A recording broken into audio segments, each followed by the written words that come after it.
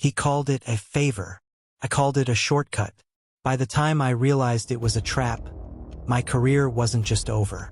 My identity was gone, replaced by a lie I could never escape. It was a Monday late. My boss, Arthur Sterling, the CEO of a national marketing powerhouse in downtown LA, called me into his office. He had that look, the one that meant you were either getting fired or asked to do something you shouldn't. "Mark," he said, his voice smooth as aged whiskey, "I need you to do me one favor, just this one, and it stays between us."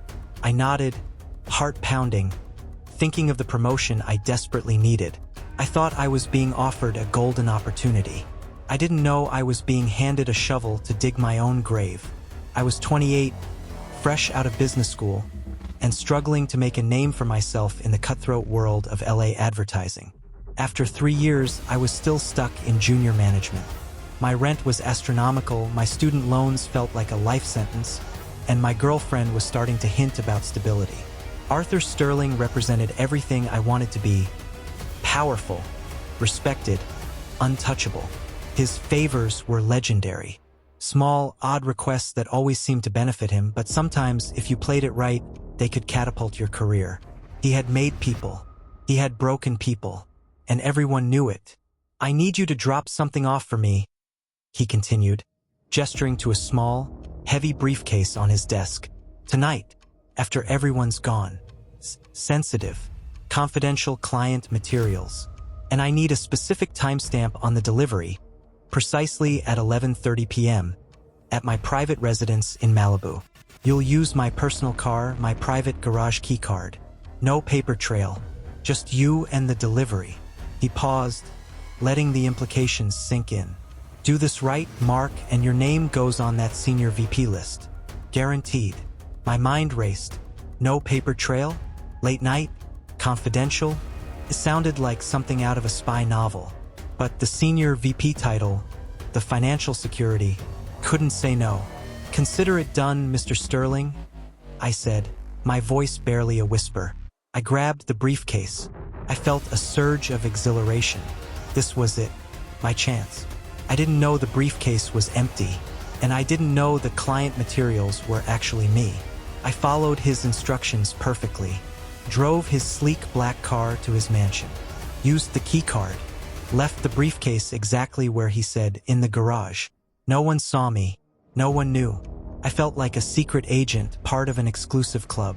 The next morning, Arthur called me into his office. He had a triumphant smile. "Excellent work, Mark. Truly exceptional." He handed me a promotion letter. Senior VP. A massive pay raise. For the first time, I finally felt like I belonged, like I had earned my place. The favor was a distant memory, a small price to pay for this new life. Life became a blur of success. High-profile clients, industry awards, a feeling of invincibility. Arthur became more than a boss, he was a mentor. He introduced me to the right people, opened doors I never knew existed. I was riding high, thinking I had beaten the system, that I had used my smarts to leverage a powerful man. I saw Arthur looking at me with a strange, knowing gaze. I thought it was pride. I was so wrong. It started 2 years later. A whisper campaign, a rival firm, unethical practices, corporate espionage, insider trading, generic rumors at first, then they started to get specific. Allegations of a massive data breach involving a competitor's intellectual property, perfectly timed to a major product launch. One afternoon, I was called into a private meeting with the company's general counsel. She laid out a dossier, dates, times, locations, a security camera image from a private Malibu residence, showing a man matching my description, carrying a specific briefcase, precisely at 11:30 p.m. on a Monday 2 years ago. The exact night of the favor. "That briefcase, Mark," she said, her voice cold, contained highly sensitive, illegally obtained client data from our competitor. It was crucial for our product launch. And your time-stamped entry into Mr. Sterling's private residence, using his car and key card, was the final piece of the puzzle. I stammered, "But the briefcase was empty. He just wanted me to drop it off. It was a test." She looked at me with pity. He didn't need the briefcase to be full, Mark. He needed you to be seen. He needed you to be the fall guy. The favor wasn't the delivery. The favor was taking the fall. Arthur Sterling had orchestrated the entire breach. He had used my desperation, my ambition, and my innocent favor to create an unbreakable digital alibi for himself and a perfect scapegoat in me. The promotion, the praise, the mentorship, it was all part of the act to ensure I wouldn't question him. The rival firm had finally found the weak link, and it was me. My career was dead. My reputation in tatters. Every door Arthur opened for me slammed shut, leaving me trapped in a lie I didn't even commit. I was fired, then sued, then investigated. Arthur, of course, testified against me, painting a picture of a rogue employee driven by ambition. He got away clean, his empire stronger than ever.